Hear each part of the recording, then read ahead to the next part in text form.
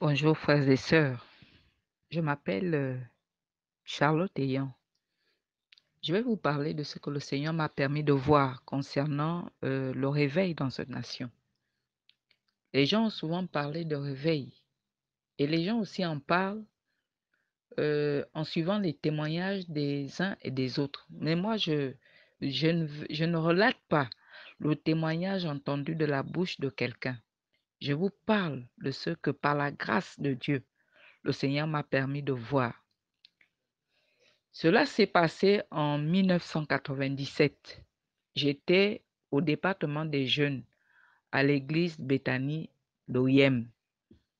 C'est étant membre du département jeunesse que le Seigneur m'a montré au cours d'une vision, au cours d'un rêve qui a duré presque toute la nuit, le réveil qui va avoir lieu dans cette nation.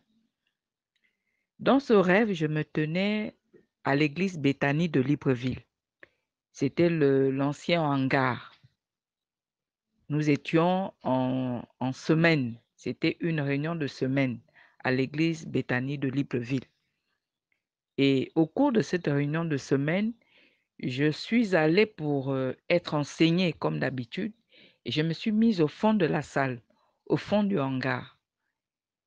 Et vers la fin de l'enseignement, j'ai vu quelque chose d'extraordinaire.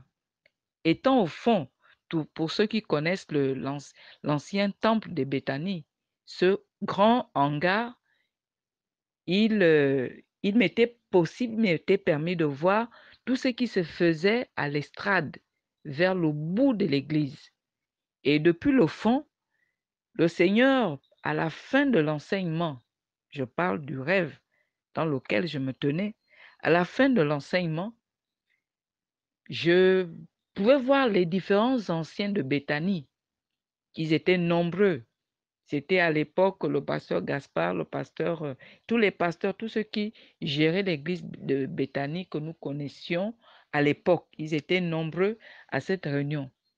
Et à la fin, vers la fin, avant la fin de l'enseignement, il s'est passé quelque chose d'extraordinaire. Depuis le fond de la salle, je pouvais voir et entendre une immense voix, comme celle que l'on décrit venant des grandes eaux. Une voix qui s'adressait aux responsables de Béthanie de l'époque. Et la voix disait, je vais maintenant déplacer le chandelier. La voix disait avec autorité, je vais maintenant déplacer le chandelier. La voix s'adressait aux responsables de Béthanie. La voix s'adressait à toute l'église de Béthanie. Elle disait, je vais maintenant déplacer le chandelier. Et comme en un clin d'œil, j'ai vu une sorte de chandelier qui était déplacé. Un chandelier nouveau qui venait, qui était arraché des mains de l'église de Béthanie de l'époque. Je parle de 1997. J'avais l'impression que la personne qui parlait avec une voix autoritaire prenait ce chandelier des mains des responsables de l'église de Béthanie à l'époque et donnait et confiait ce chandelier à une autre église.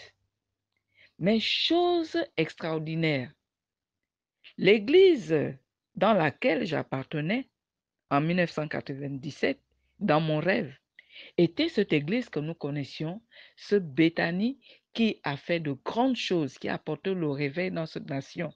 Cette église Béthanie qui avait un grand nom, cette église Béthanie qui a fait des choses que nous connaissons tous.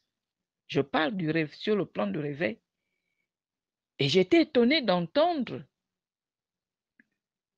quelqu'un avec une très grande autorité s'imposer dans l'église, dire qu'il allait déplacer le chandelier. Et tout le monde était comme omnibulé, comme hypnotisé par cette voix. Et le changement s'est fait en un clin d'œil. Le chandelier a été donné, il a été comme arraché et donné à une autre assemblée. Mais chose curieuse, mes frères et sœurs, chose curieuse, cette église n'avait rien de semblable à cette église, à l'image de Béthanie que nous avions.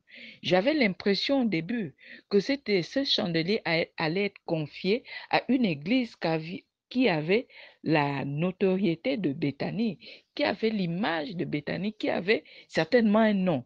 Mais chose curieuse, cette église n'avait pas de nom. Elle n'avait rien. Elle n'avait rien qui pouvait attirer le regard. C'était ce genre d'église que nous méprisons. Cette église qui ne brille pas, cette église qui n'a pas un grand nom, qui n'est pas dirigée par un grand leader, qui doit être respecté, qui peut être respecté. Cette église qui n'était pas dirigée, qui n'avait pas un nom ronflant. Cette église qui n'avait pas de dirigeants connus de tous. C'était une église méprisée par beaucoup. Parce que, bon, elle n'avait rien pour attirer beaucoup de monde. Elle, elle, elle n'avait pas, elle n'avait pas de grands dirigeants. Il n'y avait rien de scintillant dans cette église. La particularité dans mon rêve qu'avait cette église n'attirait aucun regard. Cette église était même méprisée de beaucoup. C'était vraiment la particularité. Et c'est ce qui m'étonnait. Comment le Seigneur pouvait confier le chandelier à cette église qui n'attirait aucun regard, qui avait même le mépris de beaucoup. Mais dans mon esprit, cette église avait le respect du Seigneur parce que cette église connaissait le Seigneur dans le secret.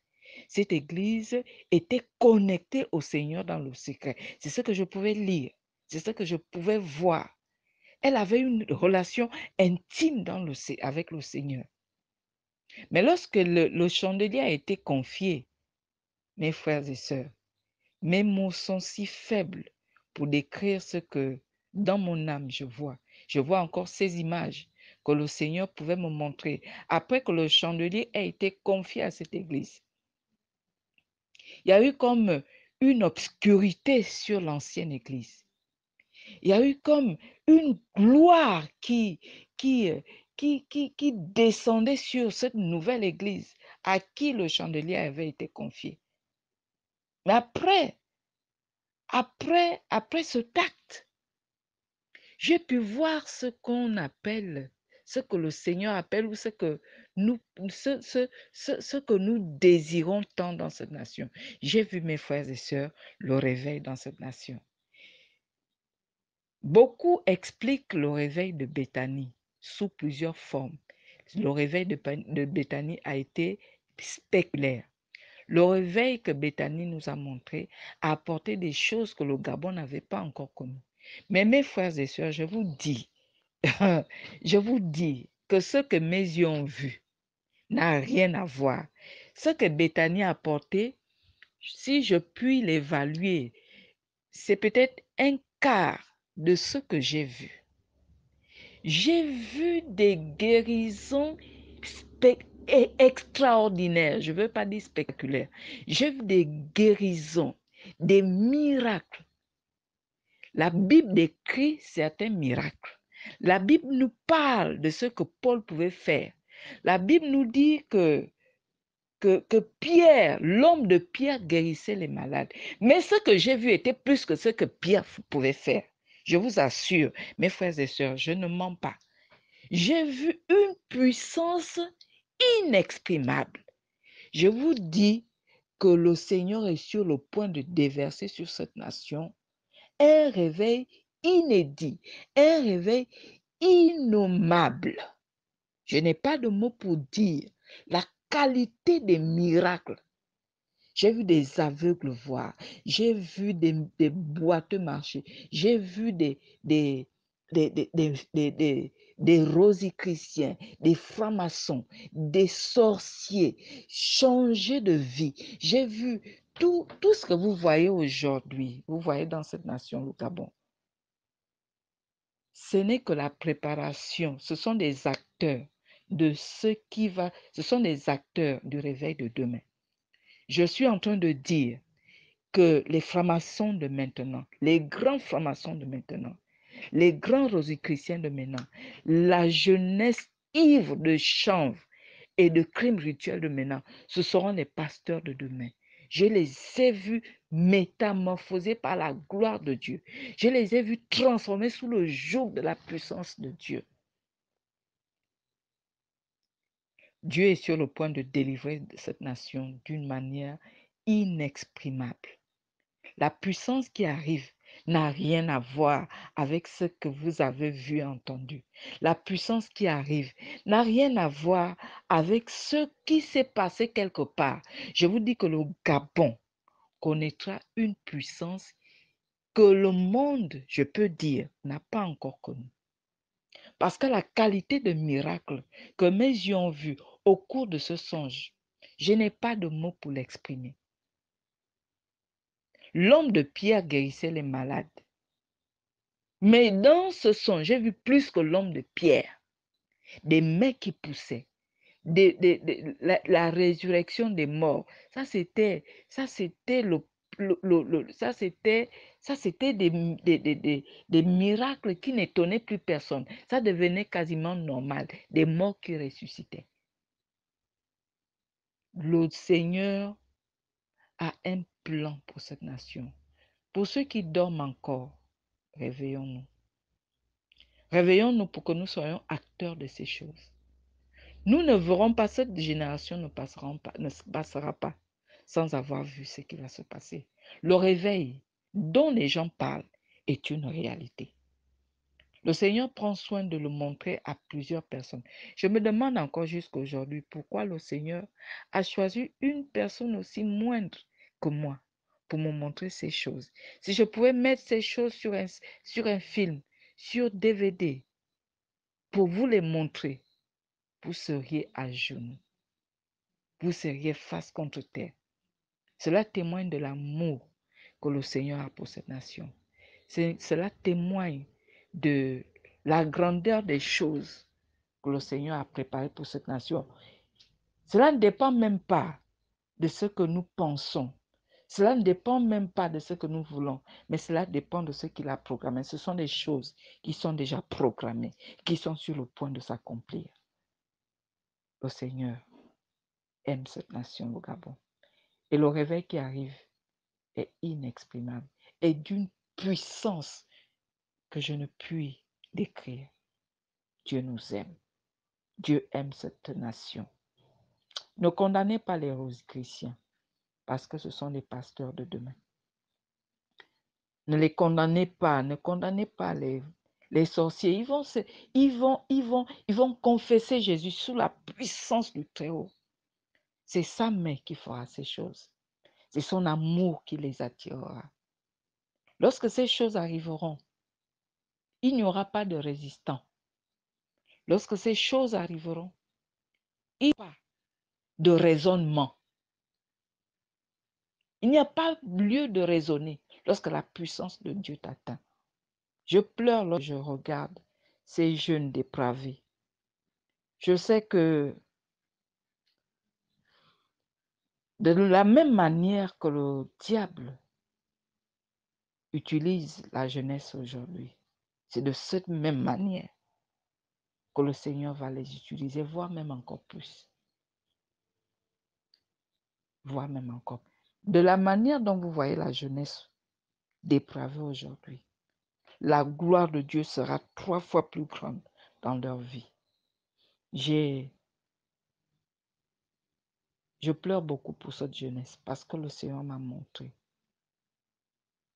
ce qu'il est sur le point de faire avec elle. Merci de m'avoir écouté. Que Dieu vous bénisse. Amen.